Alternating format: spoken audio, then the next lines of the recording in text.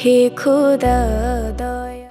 আজকের সমাজে আমরা কি ভাবি আমরা সফল, আর আল্লাহ তাআলা বলছেন তারাই ক্ষতিগ্রস্ত।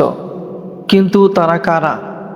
আল্লাহ তাআলা বলছেন الذين ينقضون عهد الله من بعد ميثاق ويقطعون ما أمر الله به أن يوصل ويفسدون في الأرض أولئك هم الخاسرون।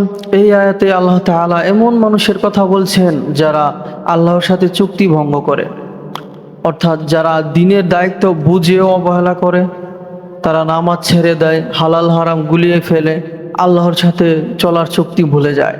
এরপর আল্লাহ তাআলা বলেন যারা সম্পর্ক ছিন্ন করে যা আল্লাহ সংযুক্ত রাখতে বলেছেন। এর মানে কি? এর মানে হচ্ছে মা বাবা, ভাই বোন, আত্মীয় ও এদের সঙ্গে সম্পর্ক কেটে যায় ছোট ছোট কারণে। ঈদেও কেউ কারো খোঁজখবর নেয় না। এটা কি ইমানদারদের কাজ?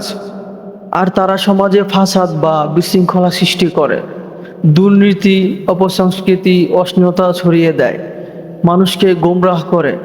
এরা কি আসল সফল? আল্লাহ তাআলা স্পষ্ট বলেছেন এরাই হলো ক্ষতিগ্রস্ত।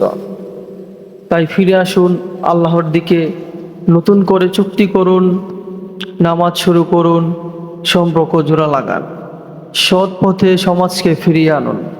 সফলতা চাইলে আল্লাহর কথাই শুনতে হবে, কারণ আল্লাহর কথা কখনো মিথ্যা হয় না। ভুলে যাবেন না, সফলতা শুধু দুনিয়ার চাকচিক্য নয়, আসল সফলতা আখিরাতে। আসুন আমরা সেই পথে হাঁটি। আল্লাহ তাআলা আমাদের হেদায়েত দান করুক, আমিন। আল্লাহ তাআলা যেন এই কথাগুলো আমাদের সবাইকে বোঝার তৌফিক দান করুক, আমিন। আসসালামু আলাইকুম ওয়া রাহমাতুল্লাহ।